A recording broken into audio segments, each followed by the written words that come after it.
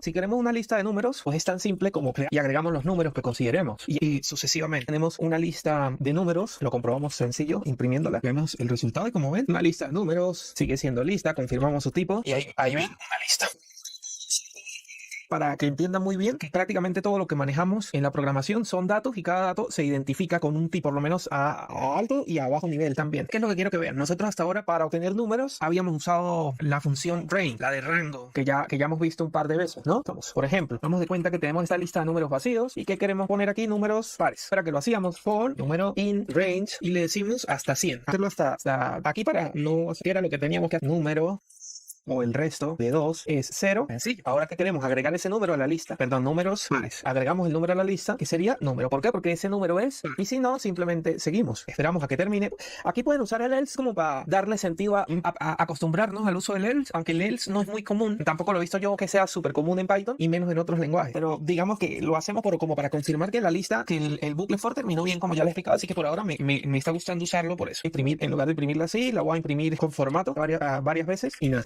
Como ven, tenemos la lista con todos los números pares al 17. Eso es una opción. Y así es que normalmente se debería usar range. Pero ahora simplemente quiero hacerlo de una manera un poco diferente. ¿Cómo? Hay otras maneras aparte de las que les voy a mostrar, pero una podría ser la siguiente. List, si recuerdan así, y acá le pasamos un número como en formato string o un número en formato de punto flotante 10.5 y la función in lo va a convertir a un número entero. Y lo mismo con float, lo mismo con str, y lo mismo nos pasa con list. List, como lo hicimos, es un string que le pasemos internamente en una lista de los caracteres separados. Nos sirve también para hacer lo siguiente. Range 10, por ejemplo. ¿Y qué es lo que va a suceder? Probamos. Y como ven, si nosotros usamos range dentro de la función list, lo que hace list es convertir ese rango de números a una lista de números, que fue básicamente lo que hicimos hace rato, solo que lo convertíamos, que solo extraíamos los números pares, aunque aquí lo podríamos hacer, ¿no? 0 hasta 17 y le decimos que vaya de 2 en 2. Probamos. Y como ven, estamos replicando el mismo comportamiento. ¿Y por qué quiero mostrarles esto? Aunque esto no se usa mucho, al menos yo no lo he usado mucho a nivel profesional, ni casi resolviendo ningún problema realmente, pero esto no es porque no se puede hacer así. Como ven, se puede hacer así. Esto no se usa mucho así, es por cómo funciona range. Por ahora no quiero, pero lo que hace range es que cuando está en el bucle for, por ejemplo acá, for in range, vamos aquí hasta 10 y vamos a hacer simplemente el print del número. Cada vez que sucede un ciclo de este loop, de este bucle, range te va generando el número que necesitas obtener según la secuencia que nosotros indicamos. Es decir, se va generando incrementalmente, pero solo en la medida en que el bucle for lo va solicitando. Mientras que acá, si nosotros hacemos esto,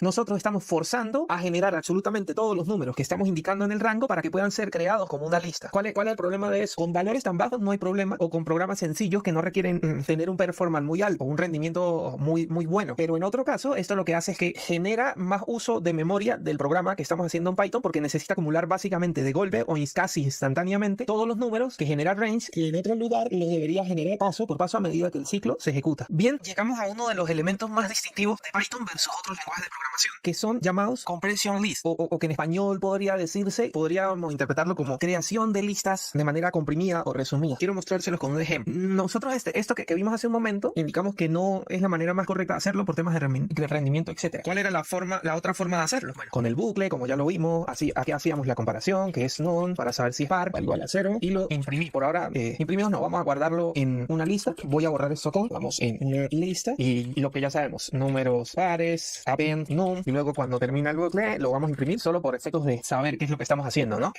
Números pares, voy a colocar esto igual aquí para que el formato me muestre todo de una manera más entendible para nosotros que estamos programando. Imprimimos y como vemos tenemos una lista de los números pares del 0 hasta el 10. Recuerden que el range no toma el último valor, sino se queda en el penúltimo. Vamos a poner aquí para que vaya hasta el 10. Estamos y ya tenemos los números pares hasta el 10. ¿De qué manera Python nos permite hacer esto más resumido? O quizá más sencillo, sería la palabra. Esto no lo voy a borrar del todo, sino es que quiero que veamos. Vamos a hacerlo acá arriba. Bueno, déjenme borrarlo para que nos centremos en la explicación básica de los compression lists. ¿Cómo funcionaría un compression list? Vamos mejor a llevarnos todo de acá. Tenemos números, simplemente números. Quiero crear una lista de simplemente números. Ya vimos las otras formas que tenemos de hacerlo, ¿no? ¿Cómo funciona un compression list? Tan simple como for none in range, le decimos hasta dónde queremos, bueno, así, y de primero, esto es lo que se llama output dentro del compression list. Output esa sería la palabra en inglés, solo para quedar claro. El output es el none. Recuerdan que el none, en lo que estábamos haciendo con los for anteriormente, es la variable donde se va almacenando el número que va siendo generado por la función range a medida que el ciclo va avanzando. Le estamos diciendo acá que la salida sea none. Como ven, que se usan para indicar que estoy haciendo una lista. Y dentro estoy haciendo el bucle for sin los dos puntos, sin nada más, solo con la diferencia de que estoy usando el output, que en este caso es la variable acá de primero. Y ahora vamos a comprobar que todo está bien. Números, vale, aquí para que todo vaya bien. Y como ven, aquí tengo mi lista de números en simplemente una línea. Ojo, esto recuerden que puede ser tanto como ustedes quieran o necesiten, más bien la palabra. Aquí está, miren, la lista hasta el último número. El range acá funciona de la misma manera. Quiero solo los números pares usando el range 0 hasta 11 de 2 en 2. Probamos y aquí los tienes, los números pares perfectamente. Con esto, básicamente, estamos haciendo toda la lógica que tenía hace rato. ¿Que cuál era? Y ya me la llevé bien lejos. Voy a guardar esto y por suerte el editor tiene un history que me permite a mí ir a tomar lo que se perdió. Entonces, el que tenga este editor, aproveche si no sabe de la existencia de esto. Aquí está lo que habíamos hecho y simplemente le digo que quiero tenerlo de nuevo y ya está. Aquí está, miren. Esto es esta parte de abajo, es a esta parte de arriba. Básicamente todo esto resumido está resumido en esto. Eso es porque sabemos cómo se usa el range, ¿no? Si supongamos que no queremos hacerlo con range, sino de otra manera, bueno, las listas comprimidas nos permiten otras cositas. Vamos a guardar esto, espero que ahora sí lo guarde. Las listas comprimidas nos permiten hacer cosas de la siguiente manera. En lugar de yo hacer esto con el range, supongo que yo quiero hacer hasta el 11 sin decirle nada exacto. Ahora puedo hacer acá. Sí, no.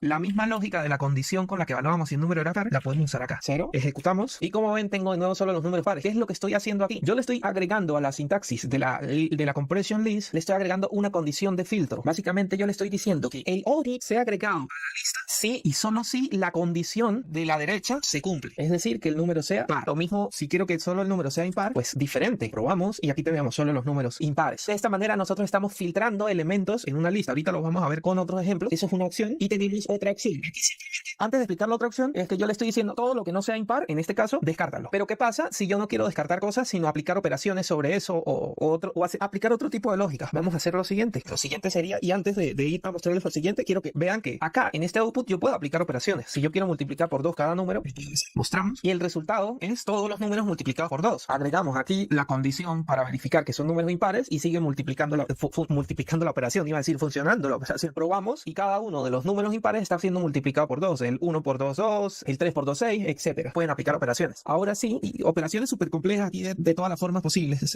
pueden hacer, ¿no? De hecho, vamos, para que solo vean ejemplos sencillos y ya su imaginación pueda volar, aquí vamos a colocar factor y le colocamos 10. Y podemos usar variables sin ningún problema. Probamos y aquí tiene todo por ahora funcionando perfectamente. ¿Cuál es esa segunda opción? Bueno, yo no quiero descartar números. Obviamente, si yo no quiero descartar números, simplemente hago esto, ¿no? Y ya ahí estarían todos los números incluidos. Como van a ver, están todos los números multiplicados por 10. Pero yo quiero saber qué número está en el momento de manera de hacer algo sobre ese número. Para eso podemos hacer lo siguiente. El output y pasamos la condición ahora antes del for en lugar de después. None, if, none. Si el número es un número par, lo dejo tal cual bien. Pero el else, recuerdan el else que usamos la condicional. Bueno, aquí variando un poco la sintaxis también aplica. Pero si el número no cumple esa condición, es decir, si es impar, yo quiero que ese número se almacene multiplicado por el factor. Y en ese caso, ¿qué sucedería? Que vamos a tener los 10 números, perdón, los 11 números, pero cada uno va a aparecer en la lista de acuerdo a la operación o a la lógica que yo le indiqué acá. ¿Vale? Si el número es par, yo le estoy diciendo, bueno, guárdese en la lista tal cual viene. Pero si no, si el número es impar, guárdelo pero multiplicado por la variable factor, que es por 10. Probamos y vamos a ver. Todos los números pares hasta el 10 van a estar normales. Mira, 0, 2, 4, 6. Que fue la lógica que le di. Guarda la lista el número si es par, sin hacer ningún cambio. Un momento, ok, esto era lo que estaba señalando. Si el número es par, sin ningún cambio, y como ven, lo podemos comprobar acá. Pero si ese número no es par, pues es impar. Pues esa es la única opción que queda. Le decimos guárdalo, pero multiplicado por 10. Y eso lo podemos probar. El 1 debería ir acá, pero como lo multiplicamos por 10, nos da 10. Y el 1 es impar. Acá debería ir el 3, pero al multiplicarlo por 10, nos da 30. Y así sucesivamente. Con esto pueden aplicar más que un filtro en el que, digamos, descartamos cosas, aplicamos un filtro en el que verificamos cuál es el contenido de la variable actual del bucle y aplicamos la lógica que nosotros determinemos, ¿no? O sea,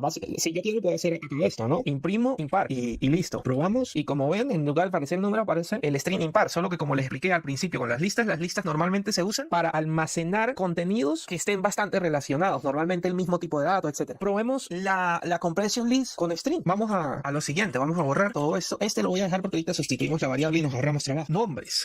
Vamos a hacer lo siguiente, un poquito más complicado. Nombres. Vamos a poner los de siempre. José, María, Carlos y Marta. Aquí, Marta. Así. Ok, ya tenemos los nombres. Ahora vamos nombres mayúscula. ¿Y cómo lo podemos hacer? Bueno, muy sencillo. Tenemos una lista y lo hacemos por medio de compression list. Yo acostumbro a primero poner el for porque ahí es donde yo decido cómo voy a llamar la variable. Nombre y los nombres. Es decir, sacamos cada nombre de la lista de nombres. ¿Y qué lo queremos? Como mayúsculas. Bueno, algunos ya se habrán dado cuenta, ¿no? El que ya se haya dado cuenta para el video y trata de resolverlo antes. Nombre.upper. Y vamos a imprimir acá nombres mayúsculas y vemos el resultado. Como ven, tenemos la lista, pero con los nombres en mayúscula. Ojo, miren todo lo que pueden resumir en una sola línea. Yo quiero de una vez unirlos por coma para que sea un string completo con los nombres en mayúscula en lugar de una lista. Bueno, hacemos la misma lógica del join que ya habíamos visto. Un string con la coma, punto, join, y dentro de los paréntesis del join indicamos la lista. Como esto al final es una lista que está siendo generada con compression list, pues va a funcionar perfectamente. Vamos a ver. Como ven, tengo una lista. Fíjense la cantidad de cositas que podemos hacer nosotros cuando estamos trabajando con listas. ¿Qué otra cosa podemos hacer en este caso? Yo quiero filtrar todos los nombres. Yo quiero dejar solo los nombres que tienen al menos 5 letras. De nuevo, muy sencillo. Lo podemos hacer como, bueno, que es para obtener el tamaño o la longitud de caracteres de un string. Pasamos nombre. Ya con esto tenemos la longitud. Lo iba a hacer al revés. Tomémoslo acá. ¿Y qué tenemos que aplicar? Un filtro, porque eso es lo que queremos, ¿no? Nombre y el filtro donde se aplica al final. Y longitud es mayor o igual a 5, es decir, que al menos tiene 5 caracteres. El nombre va a quedar en el string del final. Vamos a quitar este join para que se siga quedando como una lista más bien. Imprimimos y como ven, ahora tenemos solo 3 nombres y el nombre de José quedó descartado porque José tiene solo 4 letras. O si queremos más bien cambiar esto y hacer el filtro sin descartar, solo aplicando determinada lógica, pues lo hacemos. Acá nombre. Si longitud es mayor a 5, quiero que el nombre se guarde normal. Y si no, quiero que el nombre se guarde en mayúscula. Nombre, upper. Imprimimos y vemos el resultado. Que José, como es el único que no cumple la condición, se colocó en mayúscula. De esta manera, ya nosotros podemos trabajar mucho más sencillo sobre listas usando la compression list. Y bueno, no solamente con listas, a lo largo del curso ya hemos visto gran parte de las herramientas que se necesitarían para desarrollar soluciones a muchos problemas que se nos irían presentando.